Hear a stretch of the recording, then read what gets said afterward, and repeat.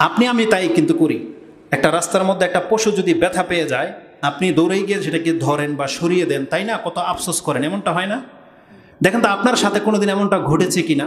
আপনি আপনার মুরগিরে খাবার দিয়েছেন, আপনার দাবি আপনি অনেক দয়াবান, আপনার দাবি আপনি অনেক দয়াবান, আপনার দিলটা অনেক নরম। আপনি নিজের কুকুরকে, যেটা আপনি নিজে পালেন, ওটাকে খাবার দিয়েছেন, নিজের মুরগিকে খাবার দিয়েছেন। আপনি যদি এসে দেখতে পান অন্যের বাড়ির মুরগি লগে খাচ্ছে, আপনি কি করেন তখন? ওকে তাড়াই দেন। তাহলে বুঝতে হবে যে আপনার মধ্যে আসলে রহম নাই। যদি আপনি রহমান হতেন, যেটা আল্লাহ আর রহমান তিনি, সুবহানাল্লাহ, তখন আমি আপনি যদি রহমান হইতাম, ওই যে অন্যের মুরগি যে চলে আসছে আপনার আদার খাচ্ছে, আপনি কিছু বলতেন না, কারণ আপনার রহমান, আপনি পরম করুণাময়। কিন্তু আপনি রহমান নন, আপনি রহিম। আপনি রহিম এই অর্থে আপনি শুধু নিজের মুরগির ক্ষেত্রে দয়াবান, অন্যের মুরগির ক্ষেত্রে না। আপনার মুরগির সাথে যখন অন্য মুরগি ঝগড়া লেগে যায়, আপনি অন্যটাকে বাড়ি দেন, নিজেরটাকে না। বুঝেন? আপনার ছেলে অন্যের ছেলের সাথে যদি দ্বন্দ্ব লেগে যায়, আপনি দেখা যায় নিজের ছেলেকে রাগে মারেন, কিন্তু ক্ষোভটা হচ্ছে অন্যের প্রতি। তাহলে বোঝা যাচ্ছে যে আল্লাহ সুবহানাহু ওয়া তাআলা রহমান আর রাহিম কোন ক্ষেত্রে? আল্লাহ রহমান পুরো সৃষ্টির জন্যে, কিন্তু আল্লাহ রাহিম হচ্ছে শুধু নিজের বান্দার জন্য। এটা যদি কোনো বান্দা না বোঝে, কিয়ামতের মাঠে ধরা খেয়ে যাবে। নিজের দলের বলে একটা কথা আছে না, নিজের দল। তাহলে যেই ব্যক্তি এই দুনিয়াতে আল্লাহর দলের হয়ে যাবে, আল্লাহ বলছেন তাদের জন্য আমি হলাম দয়াবান। আর যারা আমার দলের হবে না, তাদেরকে আমি কঠিন শাস্তিতে ফেলব। এই জন্য যদি বাঁচতে চান, নিজেকে আল্লাহর দলে রাখার চেষ্টা করতে হবে। হিজবুল্লাহ, আলা ইন্না হিজবাল্লাহি হুমুল গালিবুন, এক জায়গায় আছে হুমুল মুফলিহুন। আল্লাহ বলছেন আল্লাহর দলের লোকেরাই হবে জয়ী, এবং আল্লাহর দলেরাই হচ্ছে সফল কাম। এই জন্য ইসলামের মধ্যে থাকতে পারলে, আপনি আল্লাহর বান্দা বলে নিজেকে যদি আপনি টিকিয়ে রাখতে পারেন, মরার পরে আল্লাহ সুবহানাহু ওয়া তাআলাকে আপনি দয়াবান এবং গফুরুর রহিম পাবেন। কিন্তু আপনি যদি আল্লাহ সুবহানাহু ওয়া তাআলার দলের না হয়ে আল্লাহর বিপক্ষে কাজ করেন, আপনার প্রতি কাল কিয়ামতের মাঠে, দুনিয়া তো আল্লাহর রহমান আপনাকে খাইয়ে পরিয়ে রেখেছে, কিন্তু কিয়ামতের মাঠে সে দয়ার হকদার আপনি হবেন না। এই জন্য বিষয়টাকে অত্যন্ত বুঝতে হবে। আমরা যদি নিজের আল্লাহর বান্দা হয়ে থাকি, তাহলে নিঃসন্দেহে ওই যে মুরগির মতো আল্লাহ আপনাকেও খাদ্য দেবে, আমাকেও দেবে, মাফ করবে কিয়ামতের মাঠে। কিন্তু যদি আপনি আল্লাহর দলের না হয়ে থাকেন, আল্লাহর বান্দা হওয়াটা পছন্দ না করেন, তাহলে এর জন্য কঠিন শাস্তি পেতে হবে। এটা যদি বুঝে থাকেন, তাহলে সেই কথাটাই বলতেছি। উলামারা বলতেছেন আল ঈমান ও বাইনাল খাউফি ওয়ার রাজা, ঈমান হলো এই দুইটার মধ্যে, ভয় এবং আশার মাঝে। এই কথাটিকে কে কিভাবে বলেছে একটা দেখেন। ইমাম বাইহাকি রাহিমাহুল্লাহ তার শুআবুল ঈমান 1002-তে একটা কথা এনেছেন। ইয়াহইয়া ইবনু মুআজ আর রাজাই, একজন আলেম, তিনি বলছেন, ইয়াকুল আল ঈমান ও সালাসাতু, তিনটা জিনিসের মিশ্রণের নাম হচ্ছে ঈমান। যেমন যারা শরবত খান বা দুধ চা খান, কি থাকে তাতে? পানি, দুধ, চাপাতি, চিনি মিক্স থাকে না? ওটাকে গুললে যে কালারটা বের হয়, তখন আপনি বলছেন এটা হচ্ছে চা, একটা নাম হয়েছে। তো ঈমান একটা শব্দ, এর মধ্যে তিনটা জিনিস ইনক্লুড বা তিনটা জিনিসের সংমিশ্রণ রয়েছে। ওলামারা বলছেন কি? তার একটা হচ্ছে আল খৌফ, একটা খৌফ থাকবে, আরেকটা কি? আর রাজাও, আশা ভরসা, আরেকটা হচ্ছে আল মাহাব্বা, ভালোবাসা। আল্লাহর প্রতি আপনি ঈমান নিয়ে আসবেন তিনটার সাথে। আপনি পৃথিবীর সব কিছু থেকে আল্লাহকে বেশি ভালোবাসবেন। এই ভালোবাসার যেটা ভয়, আমাদের সমাজের দেখবেন সন্তান পিতাকে ভয় পায়, আর সন্তান অন্যকেও ভয় পায়। এই দুই ভয় পাওয়ার মধ্যে পার্থক্য আছে। পিতাকে সন্তান ভয় পায় ভালোবাসার সাথে, এটা হচ্ছে ভালোবাসা। পিতাকে কোনোদিন সন্তান ইগনোর করে না, বৎসনা করে না, খারাপ দৃষ্টি দেখে না, বরং পিতাকে সবচেয়ে বেশি আপন মনে হয়। তো সন্তান যখনই ভয় পায় কোনো অপরাধের কারণে, কিন্তু পিতার প্রতি তারা ভালোবাসা নাই, এটা প্রমাণ হয় না, ভালোবাসার সাথেই সে ভয় পায়। এটা হচ্ছে ভালোবাসা। তা আল্লাহ সুবহানাহু ওয়া তাআলাকে আমাদেরকে ভালোবাসতে হবে। এই ভালোবাসার ভিত্তিতে যে ভয়টা জাগবে এবং যেই আশা আকাঙ্ক্ষা থাকবে, এটাকে বলা হয় তাকওয়া। আমি নির্দ্বিধায় বলতে পারি আপনার কাছে, এ যাবৎ আমি কোনো আলেমের কাছ থেকে তাকওয়াটা ওইভাবে বুঝতে পারিনি, আর আমিও সক্ষম নই যে আমি আপনাকে তাকওয়া কি জিনিস এটা বোঝাতে পারবো, আমি সক্ষম নই। যদিও তাকওয়ার তর্জমা আমাদের সমাজে করা হয় ইত্তাকিল্লাহ, মানে আল্লাহকে ভয় করো, এটা সঠিক তর্জমা নয়। যদিও ভয়ের অর্থেই রয়েছে, কিন্তু এটা সঠিক তর্জমা নয়। কারণ আল্লাহ সুবহানাহু ওয়া তাআলা কোরআনের বেশ কিছু আয়াতে আল খাউফ ও তাকওয়া দুইটাকে একসাথে নিয়ে এসেছেন। আল্লাহকে ভয় করো এবং তাকওয়া অবলম্বন করো। তাহলে তাকওয়া যদি ভয় হতো তাহলে ওখানে খৌফ শব্দটা আল্লাহ আনতো না। আল্লাহ বলছেন যে তুমি আমাকে ওয়ালা তাখাফুহুম, তাদেরকে ভয় করো না, ওয়াখাফুনি, আমাকে ভয় করো, এটা হচ্ছে ভয়। কিন্তু আল্লাহ বলছেন ইত্তাকিল্লাহ, কোরআনের পৃষ্ঠায় পৃষ্ঠায় রয়েছে। এই তাকওয়া মানে শুধু ভয় নয়, ভয় মানুষ ভাগকে করে, বাঁচার জন্য করে।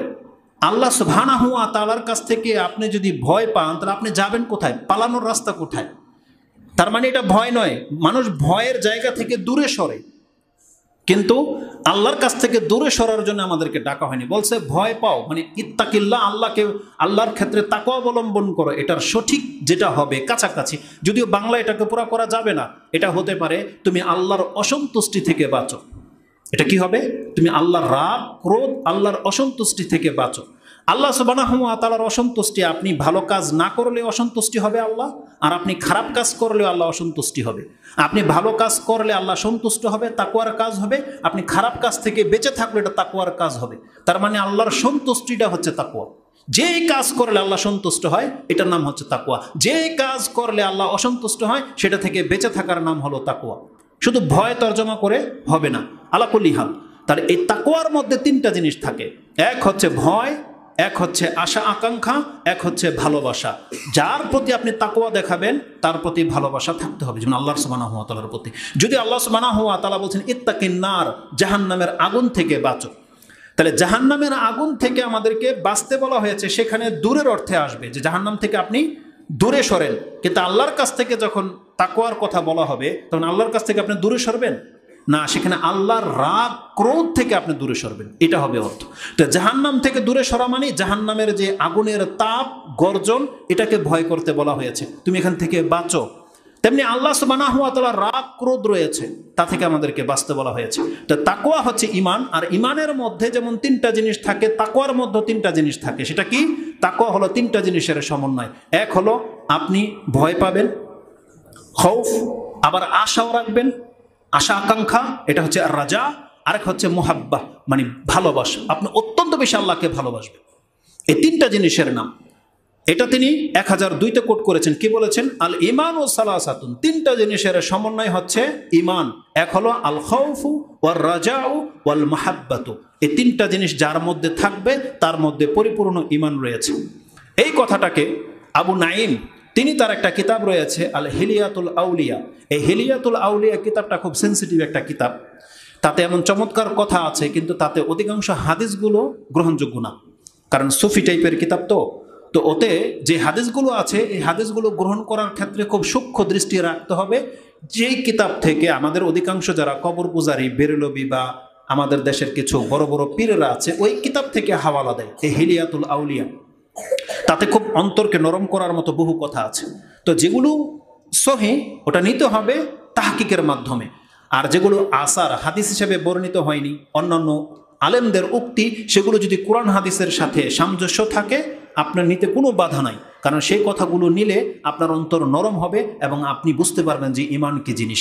তো তার মধ্য থেকে একটি কথা তিনি কোট করেছেন, আবা আলী ইন আল জুরজানি, তিনি একজন প্রখ্যাত আলেম এবং তাবিদের মধ্যে তিনি শামিল। তিনি বলছেন আসসালাসাতু আশিয়াউ মিন আকদিত তাওহীদ।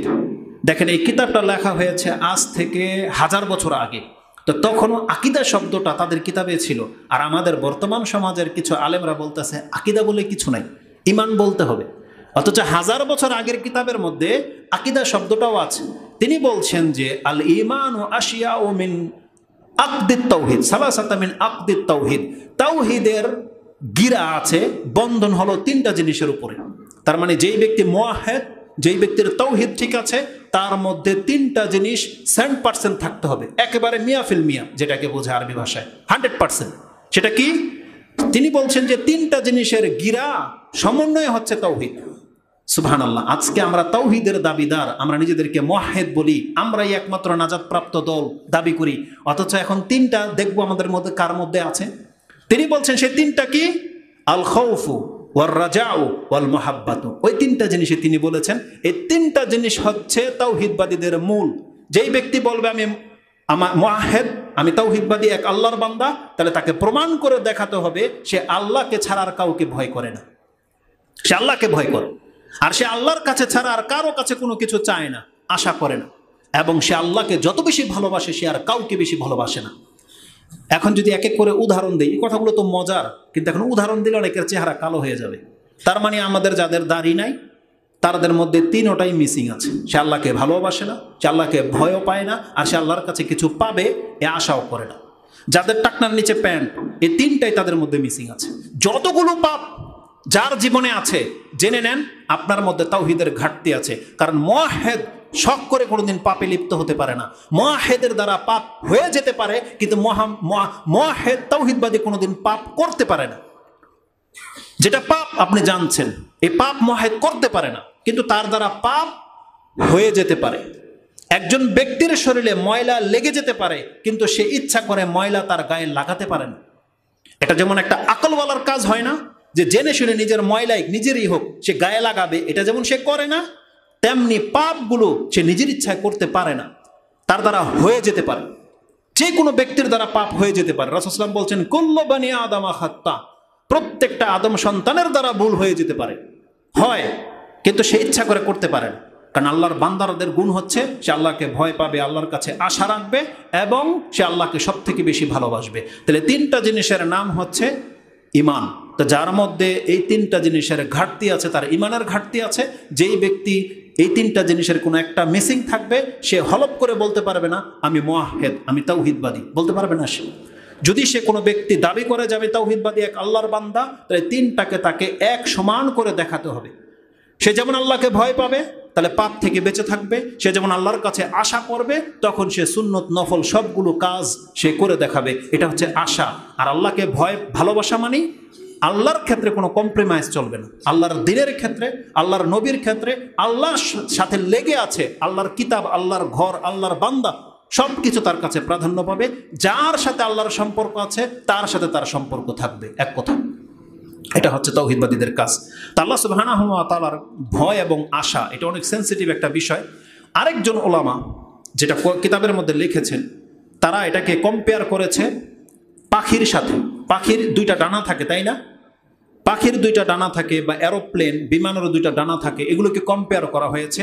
যেই ডানার উপরে ভর করে পাখি উড়ে বেড়ায়, দুইটা ডানাই লাগবে। আমরা যখন হাঁটি তখন আমাদের দুই পায়ের ভরে আমরা হাঁটি। একটা যদি কারো না থাকে তাহলে সে হাঁটবে, সাথে একটা লাঠিরও সহযোগিতা লাগবে, কিন্তু এক পায়ে সে হাঁটতে পারবে না, তার সাথে একটা লাঠিও লাগবে, মানে এর সমান সমান নিয়ে আসতে হবে।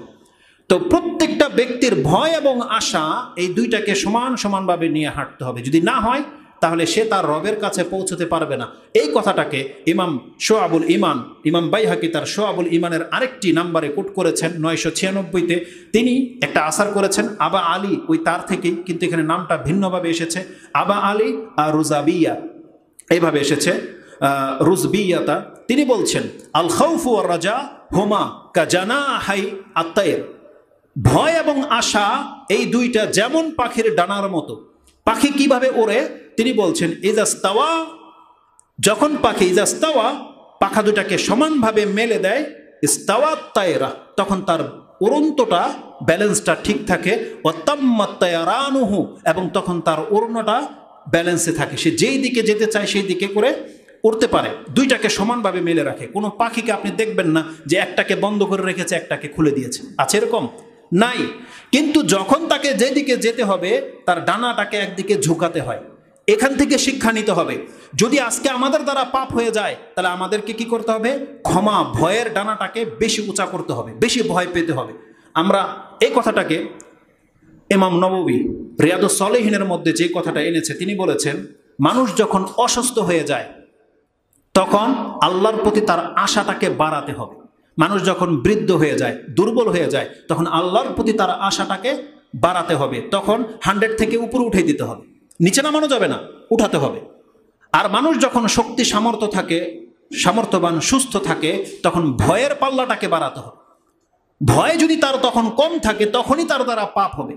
আজকে আমাদের সমাজের কিছু বক্তব্যের মধ্যে দেখা যায় মেম্বার, চেয়ারম্যান, নেতারা উঠে উঠে ধমক দেয়, হুজুরদের ধমক দেয়।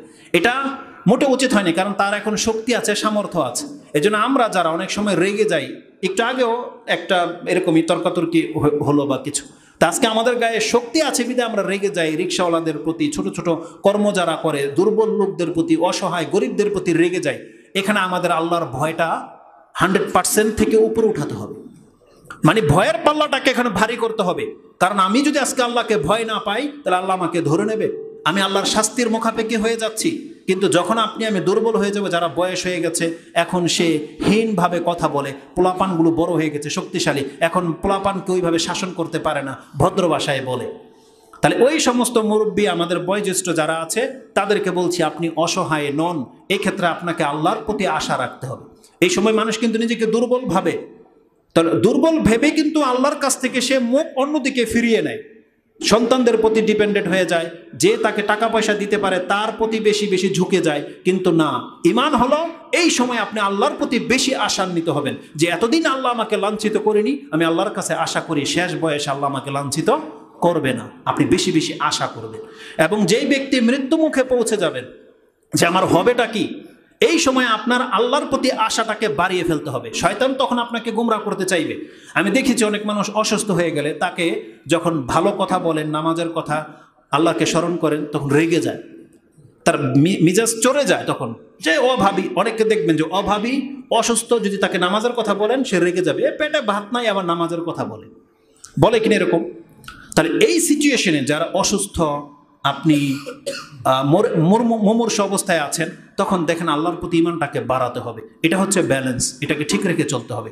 যেই ব্যক্তি আল্লাহর প্রতি আশা রাখে এবং ভয় পায়, তার এমন একটা মর্যাদা আছে। ওই একটা হাদিসকে কেন্দ্র করে শুধু আমি এই বক্তব্যটাকে আজকে আপনার কাছে নিয়ে এসেছি। আর এই বক্তব্য করার পেছনে আরেকটা আমার কারণ হলো, গত 2টা খুতবা দিয়েছি আল্লাহর ক্ষমা এবং দয়া। কিন্তু আল্লাহ সুবহানাহু ওয়া তাআলার মূলনীতি হলো, কোরআনে যেখানে আল্লাহ জান্নাতের কথা বলেছে, তার আগে অথবা পরে আল্লাহ জাহান্নামের কথা বলেছে। যেখানে আল্লাহ তার দয়া ক্ষমার কথাও বলেছে, তার আগে অথবা পরে আল্লাহর পাকড়াও, আল্লাহর ক্রোধের কথাও বলেছে। কেন? যাতে করে একজন ব্যক্তির ব্যালেন্স ঠিক থাকে, সেজন্য আল্লাহর কাছ থেকে মুখ না ফিরিয়ে নেয়, একদিকে যেন ঝুঁকে না যায়। আল্লাহ এমনভাবে কাউকে শাসায়নি যে সে আল্লাহর কাছ থেকে দূরে সরে যাবে, আবার আল্লাহ এমন আশান্বিত করেনি যাতে সে আল্লাহ সুবহানাহু ওয়া তাআলাকে এমনভাবে পেয়ে যায় যে সে পাপের উপরে পাপ করতেই থাকে, আর সে ভেবে নেয় যে আল্লাহ আমাকে ক্ষমা করে দিবে। এটা হবে না কোনোদিন। এই জন্য 2টাকে আপনার পকেট বুঝেন, আপনার অন্তর, এটাকে জেইব বলা হয়েছে। মূসা আলাইহিস সালামের বলা হয়েছে যে জেইব, এই অন্তরটাকে এই 2টা জিনিস ঢুকাতে হবে, 2টা জিনিস থাকতে হবে আপনার এখানে। কোনো একটা যদি থাকে, আপনি ধরেন হালাক হবেন, এটাই নিশ্চিত। ওই বর্ণনাগুলো আসবে। তো এই ইমাম বলছে যে যখন পাখি তার ডানা সোজা করে দেয়, তাম্মাত তায়ারানুহু, তখনই তার ব্যালেন্স ঠিক থাকে, সেখানে যে যেতে চায় সেখানে সে যেতে পারবে। ওয়া ইজা নাকাসা ওয়াহিদুন, যদি একটা তার ঘাটতি হয়ে যায়, মিনহুমা, ওই 2টা থেকে, ওয়াকা, তাহলে সে ওখানে। আর যদি 2টা ডানাই যদি কারো কাছ থেকে মিসিং হয়ে যায়, যে কোনো পাখির 2টা ডানা নাই, কেটে যদি দেওয়া হয়, এই পাখি বাঁচবে না। এটা পরীক্ষা। কোনো পাখির যদি 2টা ডানা কেটে দেওয়া হয়, এই পাখি বেশি দিন বাঁচবে না, বা উপর থেকে পড়ে গেলে সে মরে যাবে। এই জন্য তিনি বলছেন, কারো যদি 2টা ডানা মিসিং থাকে, সারাতায়রুহু ফি হাদ্দিল মউত, এই পাখি সব মরে যাবে। এটা হচ্ছে যেহেতু ডানার রেজাল্ট। এই কথাটাকে কেন আমি কোট করেছি, আল্লাহ সুবহানাহু ওয়া তাআলার কাছে কোনো মুমিন তখনই পৌঁছতে পারবে যখন তার খৌফ এবং রাজা 2টা সমানভাবে কাজ করবে। আমাদের এই 2টা জিনিস যদি সমানভাবে থাকে, যে আল্লাহকে আমরা ভয় করেও চলি আর আল্লাহর কাছে আমরা আশাও রাখি, যেই ব্যক্তি এইভাবে চলে সেই কেবল তার রবের সাথে পৌঁছতে পারবে। কিন্তু কোনো ব্যক্তির যদি একটা থাকে আর একটা মিসিং থাকে, সে তার রবের কাছে পৌঁছতে তাকে বহুত কষ্ট পেতে হবে, তাকে মৃত্যুর কষ্ট হবে, তাকে দুনিয়াতে আল্লাহ লাঞ্ছিত করবে, তার কবরের শাস্তি হবে, তার হাসরের মাঠের শাস্তি হবে, তার জাহান্নামে তাকে দীর্ঘকাল থাকতে হতে পারে আল্লাহ তাকে ক্ষমাই করবে না। এমনটা সিচুয়েশন আছে। আর আল্লাহ যদি কোনো ব্যক্তির উপরে দয়া করে, কিন্তু বহু শাস্তি দেওয়ার পর এমন কিছু ব্যক্তিকে আল্লাহ দয়া করবে যাদেরকে পুড়িয়ে কয়লা করে ফেলা হবে। আল্লাহ যেন এই সমস্ত আযাব থেকে আমাদেরকে মুক্ত করে দেন। তো এই 2টা জিনিসকে দেখানোর জন্যই আমি আপনাকে এই আজকের বিষয়টাকে চুজ করেছি। কেন আমরা আল্লাহকে বেশি ভালোবাসবো বা আশা রাখবো? কেন? কারণ আল্লাহ আমাদেরকে শিখিয়েছে, যেই ব্যক্তি আল্লাহর প্রতি ঈমান আনবে, আল্লাহ বলছেন এই ব্যক্তিকে আমি কোনোদিন শাস্তি দেব না, এই ব্যক্তিকে আমি কোনোদিন শাস্তি দেব না। গত বক্তব্যে একটা কথা বলেছিলাম, কোরআনের মধ্যে 10টা আয়াত, 5 থেকে নিয়ে 10টা হবে, যতটুকু আমার সেন্স কাজ করতেছে। 10টা আয়াত এমন আছে, এই আয়াত 10টা যদি কারো কলিজায় থাকে, সে কোনোদিন তার রবের কাছ থেকে মুখ ফিরাতে পারে না, আর সেই ব্যক্তি কোনোদিন গুমরা হবে না। এই 10টা আয়াতের একটা আয়াত হচ্ছে, যেটা আমরা বলেছিলাম শুরুতে বলেছি, সেটা হচ্ছে এই যে আল্লাহর বান্দা যারা, তার যত পাপ থাকুক আল্লাহ তাকে ক্ষমা করে দেবে যদি সে আল্লাহর কাছে ক্ষমা চায়। যখন ক্ষমা চাইবে তখনই ক্ষমা করে দেওয়া হবে। তো এরকমের 10টা আয়াত আছে। তার মধ্যে একটা আয়াত আল্লাহ সুবহানাহু ওয়া তাআলা সূরা নিসার, এই আয়াতটা আমার কাছে এত ভালো লাগে। আল্লাহ সুবহানাহু ওয়া তাআলা বলছেন, মা ইয়াফআলুল্লাহু বিআযাবিকুম ইন শাকারতুম ওয়া আমানতুম ওয়া কানা আল্লাহু শাকিরান আলিমা। এই আয়াতটা সূরা নিসা 4 নম্বর সূরার 147 রয়েছে। আল্লাহ নিজের অবস্থাটাকে তুলে ধরছেন আপনার কাছে। মা ইয়াফআলুল্লাহু বিআযাবিকুম ইন শাকারতুম ওয়া আমানতুম। আল্লাহর কি কাজ, আল্লাহর কি লাভ, আল্লাহর কি ফয়দা? আল্লাহ বলছে আমার কি লাভ, আমার কি ফয়দা বান্দা তোকে শাস্তি দিয়ে, যদি তুই আমার শুকরিয়া আদায় করিস, যদি তুই আমার প্রতি ঈমান আনিস। এই কথাটা কে বলে, কিভাবে বলে জানেন? আপনার পিতা বলে আপনাকে, আপনি বড় ভাই হয়ে ছোট ভাইকে বলেন এই কথা, শিক্ষক বলে, ভালো শিক্ষক ছাত্রকে বলে এই কথা। কি বলে? যে তোর লাইফটা নষ্ট করে দিয়ে আমার কি লাভ। বলে বাবা বলে যে তোর ক্ষতি চাই না তো আমি, তোর ভালো চাই, তোকে কেন আমি শাসাই, তোকে কি আমি মারতে চাই, কেন মারি তোকে, কি লাভ তোকে আমাকে মেরে, বলে কিনা? যখন অতি উৎসাহী হয়ে বান্দাকে যখন এই কথা বলা হয়, আল্লাহ বলতেছে বান্দা তোকে আমি কেন শাস্তি দেব? যারা মনে করে আল্লাহ জাহান্নাম বানিয়ে রেখেছে, আল্লাহ শাস্তি দেবে, আল্লাহ বলছে কেন শাস্তি দেবো তোকে আমি, কেন, রিজন কি, কারণ কি? আল্লাহ বলছেন মা ইয়াফআলুল্লাহু বিআযাবিকুম, বান্দা তোকে শাস্তি দিয়ে আমার কি লাভ? আল্লাহ আপনাকে জানতে চেয়েছে কি লাভ আল্লাহকে, আপনাকে শাস্তি দিয়ে আল্লাহর কোনো লাভ আছে? কোনো লাভ নাই। আল্লাহ বলছে ইন শাকারতুম ওয়া আমানতুম, যখন বান্দা তুমি আমার শুকরিয়া আদায় করেছো, আমার প্রতি বিশ্বাস রেখেছো, তো তোমাকে শাস্তি দিয়ে আমার কি লাভ? আল্লাহু আকবার। তার মানে আল্লাহ সুবহানাহু ওয়া তাআলা বোঝাতে চাচ্ছে, যেই ব্যক্তি আল্লাহর শুকরিয়া আদায় করবে, আল্লাহর গোলামি করবে, আল্লাহ তারপর তাকে শাস্তি দেবে। আল্লাহ বলছেন এমনটা হবে না। যেই ব্যক্তি আল্লাহর প্রতি ঈমান এনেছে, আল্লাহর শুকরিয়া আদায় করেছে, আল্লাহ বলছেন আল্লাহ তো তার চাইতেও বেশি শুকরগুজার। ও কান আল্লাহু শাকিরান আলিমা। আল্লাহ সুবহানাহু ওয়া তাআলা কি বলছেন? ও কান আল্লাহু শাকিরান আলিমা, আল্লাহ তো শাকির, তোমার চাইতেও বেশি শুকরিয়া আদায়কারী। তার মানে একটা আল্লাহ আমাদেরকে সৃষ্টি করেছে, আমাদেরকে রিজিক দিয়ে যাচ্ছে, আমরা ইবাদত করতেছি সামান্য, আল্লাহ কতটা আমাদের উপরে শুকরিয়া আদায় করবে। এই ইবাদতের বিনিময়ে আল্লাহ আমাদের জন্য জান্নাতকে প্রস্তুত করে রেখেছে। এটা হচ্ছে শাকিরান আলিমা। কত চমৎকার ভাবে আল্লাহ বলেছে মা ইয়াফআলুল্লাহু বিআযাবিকুম, বান্দা বলো তোমাকে শাস্তি দিয়ে আমার কি লাভ? তা যেহেতু আল্লাহ আমাদেরকে বলেছে যেই ব্যক্তি আমার প্রতি ঈমান আনবে তাকে আমি শাস্তি দেব না, এজন্য আমরা আল্লাহর কাছে আশা রাখি, আল্লাহ তোমার প্রতি আমরা ঈমান এনেছি। এক ভাই কালকে না তার আগের দিন ফেসবুকে একটা স্ট্যাটাস দেখলাম, সে আল্লাহর কাছে এইভাবে দোয়া করছে, আল্লাহ তোমাকে না দেখে যখন আমরা ঈমান এনেছি, কিয়ামতের মাঠে আল্লাহ তুমি আমাদের পাপগুলোকে না দেখে আমাদেরকে ক্ষমা করে দিও। চমৎকার কথা কিনা? আল্লাহ কিন্তু তাই করবে, কিন্তু আল্লাহকে দেখে না আমাদের পাপ কি? আল্লাহ দেখে। ওর বলার চেয়ে তো আল্লাহ অনেক উত্তম ভাবে বলে দিয়েছে। আল্লাহ বলছেন বান্দা শুধু আমি না দেখে নয়, তোর পাপগুলো দেখার পরে আমি তোকে ক্ষমা করে দেব। দেখার পরে আল্লাহ ক্ষমা করে দিবে। সে আয়াতটা একটু পরে আপনাকে বলবো সুবহানাল্লাহ কি বলেছে। আল্লাহ বলেই দিই যখন কথার প্রেক্ষিতে চলে এসেছে, দ্বিতীয় যেটা আয়াত, 10টা আয়াতের দ্বিতীয় আয়াত যেটা সূরা রদ 13 নম্বর সূরার 6 নম্বরে আপনি পাবেন, যেটা আমি শুরুতেই পাঠ করেছি। আল্লাহ মুহাম্মদুর রাসূলুল্লাহ সাল্লাল্লাহু আলাইহি ওয়াসাল্লামকে জানিয়ে দিয়ে বলছেন ইন্না রাব্বাকা লাযু মাগফিরাতিল লিন-নাসি আলা যুলমিহিম ওয়া ইন্না রাব্বাকা লাশাদীদুল ইকাব। ওই কথাটা একটু পরে বলি, প্রথম টুকরাটা দেখেন। আল্লাহ মুহাম্মদুর রাসূলুল্লাহ সাল্লাল্লাহু আলাইহি ওয়াসাল্লামকে বলছেন ইন্না রাব্বাকা লাযু মাগফিরাতিল লিন-নাসি আলা যুলমিহিম। আপনার রবকে আপনি চিনেন কেমন? তিনি তার বান্দার জুলুম দেখার পরেও তাকে ক্ষমা করে দিয়ে থাকে। ইন্না রাব্বাকা লাযু মাগফিরা, তিনি হচ্ছেন ক্ষমাওয়ালা। যু মাগফিরাতিল লিন-নাস আলা যুলমিহিম, মানুষ সে জুলুমের উপরে জুলুম করে যাচ্ছে, কিন্তু আপনার রব তাকে ক্ষমার উপরে ক্ষমা করেই যাচ্ছে। যদি আজকে আল্লাহ সুবহানাহু ওয়া তাআলা আমাদের পাপের কারণে ক্ষমা না করতো, আপনি কি মনে করেন আজকে সকাল আমাদের নসিব হতো? নসিব হতো না।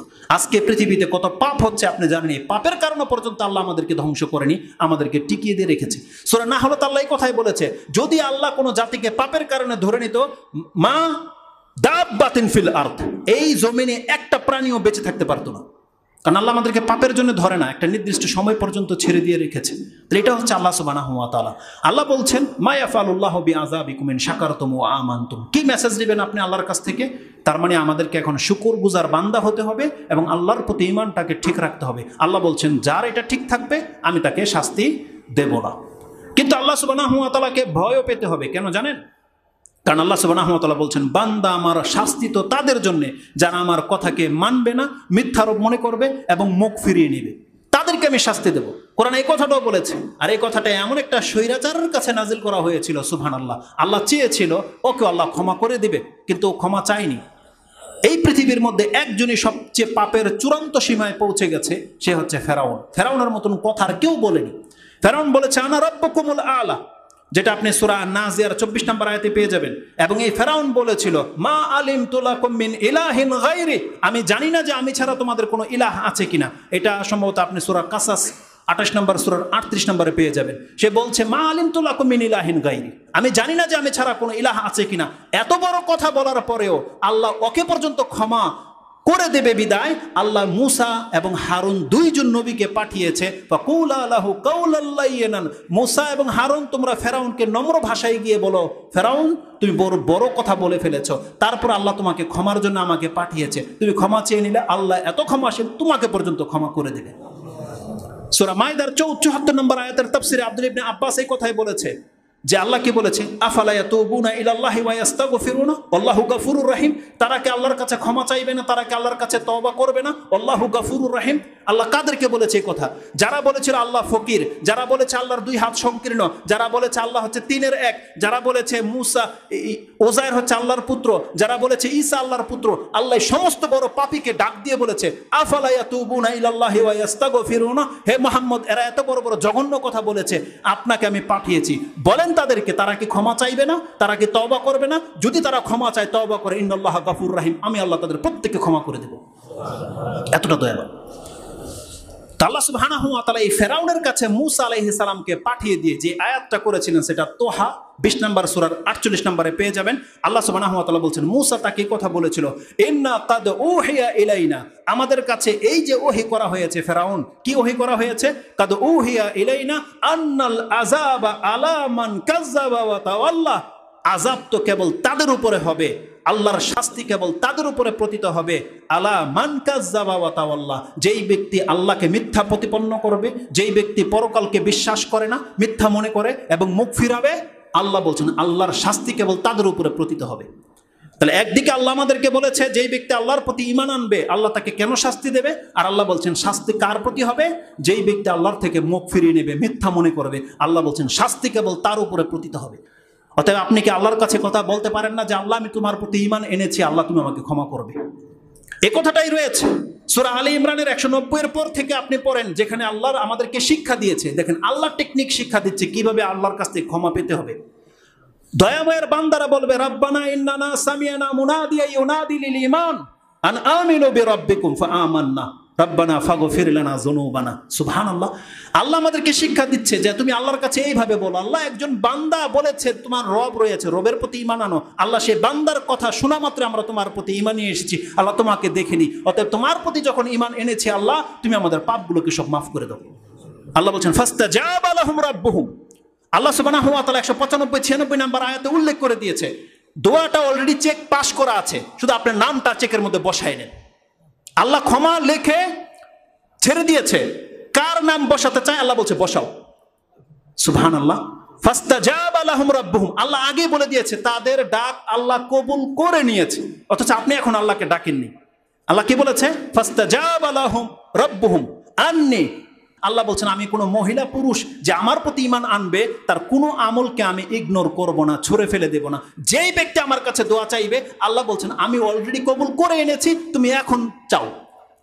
আমরা চাইলে আল্লাহ ক্ষমা করবে। আল্লাহ বলছে আমি ক্ষমা তোমাকে করে দিব, দিলাম তোমাকে ক্ষমা, এখন তুমি চাও, চেলেই এটা তুমি পেয়ে যাবে।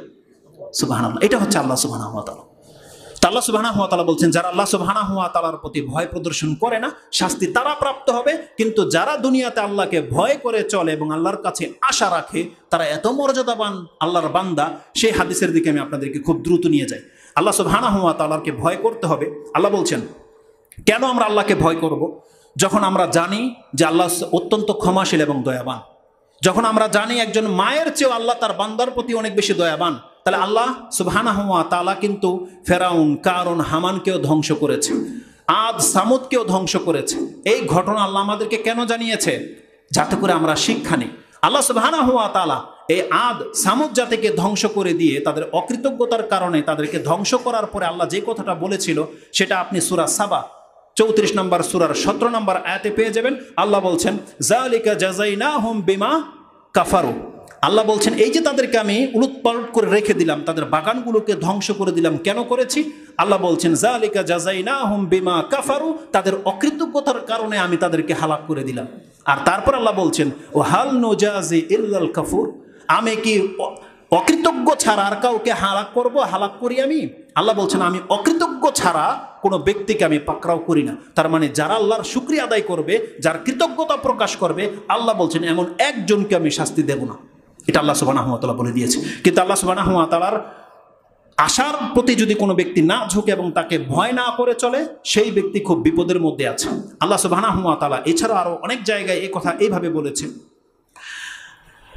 আফা আমিনু মাকরাল্লাহ। এই যে একটু আগে যাদের কথা বলতেছিলাম যে আল্লাহ অনেক বেশি ক্ষমাশীল এবং দয়াবান, আল্লাহ তাদেরকে বলছে এই যে এই লোকগুলোকে আল্লাহর শাস্তি থেকে নিরাশ হয়ে গেছে, মানে আল্লাহ যে কোন টেকনিকে ধরতে পারে এটা কি তারা উদাসীন হয়ে গেছে? আজকে আমাদের যারা নেতৃস্থানীয় ব্যক্তিরা আছেন বা যারা বড় বড় পদে আছেন, যারা কোনো দায়িত্বে আছেন, প্রত্যেককে এই আয়াতটাকে স্মরণ করে রাখতে হবে। এই আয়াতটা কোথায় আছে? সূরা আল আরাফ 7 নম্বর সূরা 99 নম্বর আয়াতে আল্লাহ কি বলেছেন? আফা আমিনা মাকরাল্লাহ, আফা আমিনু মাকরাল্লাহ। মাকর মানে হচ্ছে আল্লাহর কৌশল, আল্লাহ যে কাকে কিভাবে ধরে ফেলতে পারে, তারা কি নিরাপত্তা পেয়ে গেছে বা তারা কি আল্লাহর কাছ থেকে উদাসীন হয়ে গেছে যে আল্লাহ আমাকে ধরতে পারবে না?